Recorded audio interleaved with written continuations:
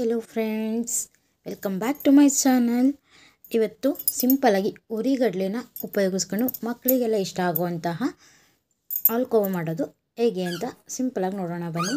ಈ ಥರ ನನ್ನ ಮಗಳಂತೂ ಒಂದು ಬಿಡದಿರಂಗೆ ತಿಂದುಬಿಟ್ಲು.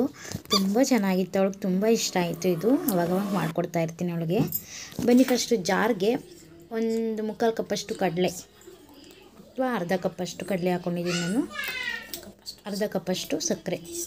ಇವಾಗ ಫಸ್ಟು ನಾವು ಕಡಲೆನ ಸ್ವಲ್ಪ ಬಿಸಿ ಮಾಡ್ಕೊಳ್ಳೋಣ, ಯಾಕೆಂದರೆ ಅದು ಸ್ವಲ್ಪ ಮೆತ್ತೆ ಇರುತ್ತಲ್ವ, ಅದು ಸಲುವಾಗಿ ಸ್ವಲ್ಪ ಬಿಸಿ ಆಗಿರಲಿ, ಗರ್ಗರಿ ಆಗಿರ್ಬೇಕಂತ ಹೇಳಿ ನಾನು ಒಂಚೂರು ಕೈಗೆ ಬಿಸಿ ತಾಗೋ ಅಷ್ಟು ಅದನ್ನು ಚೆನ್ನಾಗಿ ಹುರ್ಕೊತಿದ್ದೀನಿ. ಹಾಗಂತ ಸಿಹಿ ಥರ ಎಲ್ಲ ಹುರ್ಕೊಳ್ಳಿಕ್ಕೆ ಹೋಗಬಾರ್ದು, ಚೆನ್ನಾಗಿರಲ್ಲ, ಟೇಸ್ಟು ಹಾಳಾಗ್ಬಿಡುತ್ತೆ. ಸಿಂಪಲಾಗಿ ನೋಡಿ, ಕೈ ಹಾಕಿ ನಾವು ನೋಡಿದ ಸ್ವಲ್ಪ ನಮಗೆ ಸುಡೋ ಅನುಭವ ಆಗಬೇಕು, ಅಲ್ಲಿ ತನಕ ಅದನ್ನು ಚೆನ್ನಾಗಿ ಹುರ್ಕೊಳ್ಳೋಣ. ನೋಡಿ, ಪಟ್ ಅಂತ ಹುರ್ಕೊಂಡಾದ್ಮೇಲೆ ನಾವು ಶಟ್ ಅಂತ ಮಾಡ್ಕೊಳ್ಳೋಣ. ಇವಾಗ ಒಂದು ಮಿಕ್ಸಿ ಜಾರ್ ತೊಗೊಂಡು ಹುರ್ಕೊಂಡಿರೋಂಥ ಕಡಲೆ ಸ್ವಲ್ಪ ಇದಾದಮೇಲೆ ಬಿಸಿ ಕಡಿಮೆ ಆದಮೇಲೆ ಅದಕ್ಕೆ ಒಂದು 2 ಏಲಕ್ಕಿ ಅಥವಾ 1 ಏಲಕ್ಕಿ ಬೇಕಾದರೂ ಹಾಕ್ಕೊಳ್ಳಿ. ಒಂದು ಅರ್ಧ ಕಪ್ಪಷ್ಟು ಸಕ್ಕರೆ ಹಾಕ್ಕೊಂಡು ಎರಡನ್ನೂ ಸೇರಿಸಿ ನಾವು ಪುಡಿ ಮಾಡ್ಕೊಂಡಿದ್ದೀನಿ. ಬೇಕಾದರೆ ನೀವು ಬೇರೆ ಬೇರೆ ಕೂಡ ಪುಡಿ ಮಾಡ್ಕೊಳ್ಳಿ. ನಾನು ಎರಡನ್ನೂ ಸ್ವಲ್ಪ ಪ್ರಮಾಣದಲ್ಲಿ ಮಾಡಿರೋದ್ರಿಂದ ಒಂದೇ ಸಲ ಪುಡಿ ಮಾಡ್ಕೊಂಡಿದ್ದೀನಿ. ಅದನ್ನು ಒಂದು ಸಲ ಜರಡಿ ಕೂಡ ಹಾಡ್ಕೊಂಡಿದ್ದೀನಿ ನಾನು. ನೋಡಿ, ಸ್ವಲ್ಪ ಡಸ್ಟ್ ಇತ್ತಲ್ಲ, ಕಡಲೆಯಲ್ಲಿ ಏನಾದರೂ ಇದ್ದರೆ ಬಂದುಬಿಡುತ್ತೆ. ನಾನು ಅರ್ಧ ಕಪ್ಪಷ್ಟೇ, ಅರ್ಧ ಕಪ್ ಕಡಲೆಗೆ ಅರ್ಧ ಕಪ್ಪಷ್ಟೇ ತುಪ್ಪನ ಹಾಗೆ ಸ್ವಲ್ಪ ಕರಗಿಸ್ಕೊತಾ ಇದ್ದೀನಿ, ಬಿಸಿ ಮಾಡ್ಕೊತಿದ್ದೀನಿ. ಕಲಿಸ್ಲಿಕ್ಕೋಸ್ಕರ ಸ್ವಲ್ಪ ಬಿಸಿ ಮಾಡಿ ಹಾಕ್ಕೋತಾ ಇದ್ದೀನಿ ಕಡಲೆ ಮತ್ತು ಸಕ್ಕರೆ ಪೌಡ್ರಿಗೆ. ಇವಾಗ ಅದನ್ನ ಕೆಳಗಡೆ ಇಟ್ಕೊಂಡು ನಾನು ಏನು ಜರಡಿ ಹಿಡಿದಿಟ್ಟಿದ್ನೋ ಆ ಪೌಡ್ರನ್ನ ತುಪ್ಪದ ಮಿಶ್ರಣಕ್ಕೆ ಹಾಕ್ಕೊಂಡು ಚೆನ್ನಾಗಿ ಕಲಿಸ್ಕೊತಾ ಇದ್ದೀನಿ.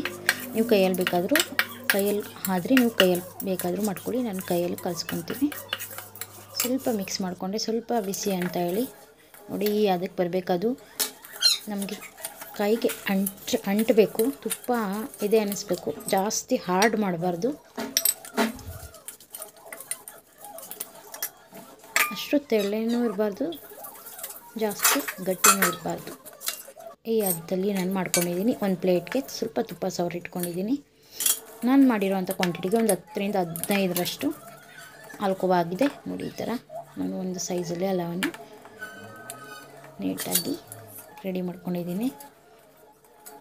ಇದನ್ನ ಒಂದು 5ರಿಂದ 10 ನಿಮಿಷದಷ್ಟೊತ್ತು ನಾನು ಫ್ರೀಝರಲ್ಲಿ ಇಟ್ಟು ಆಮೇಲೆ ಈ ಥರ ಒಂದು ಸ್ವಲ್ಪ ಮಾರ್ಕ್ ಮಾಡ್ಕೊಬಿಡೋಣ. ಈ ಥರ ಮಾರ್ಕ್ ಮಾಡ್ಕೊಂಡ್ಮೇಲೆ ಈಸಿಯಾಗಿ ಬರುತ್ತೆ. ಆಮೇಲೆ ಫ್ರೀಝರಲ್ಲಿ ಇಟ್ಟು ಒಂದು 10 ನಿಮಿಷ ಆದಮೇಲೆ ಎತ್ಕೊಂಡೆ. ಆಮೇಲೆ ತಿರ್ಗಾ ಅದನ್ನು ಈಚೆ ಮಡಗಿದ್ಮೇಲೆ ಪಟ್ಟಂತ ಮುರಿಲಿಕ್ಕೆ ಹೋಗ್ಬಿಡಿ, ಈ ಥರ ಆಗ್ಬಿಡುತ್ತೆ. ಒಂದು 5 ನಿಮಿಷದ ಈಚೆ ಮಡಗಿ ಆಮೇಲೆ ಇದನ್ನು ಮಾಡಿ ಮನೆಯಲ್ಲಿ ಮಕ್ಕಳಿಗೆ ತುಂಬ ಇಷ್ಟ ಆಗುತ್ತೆ. ಈ ರೆಸಿಪಿ ನಿಮ್ಗೆ ಇಷ್ಟ ಆಗಿದ್ರೆ ಪ್ಲೀಸ್ ನಮ್ಮ ಚಾನಲ್ನ ಸಬ್ಸ್ಕ್ರೈಬ್ ಮಾಡಿ, ಶೇರ್ ಮಾಡಿ, ಲೈಕ್ ಮಾಡಿ. Thanks for watching.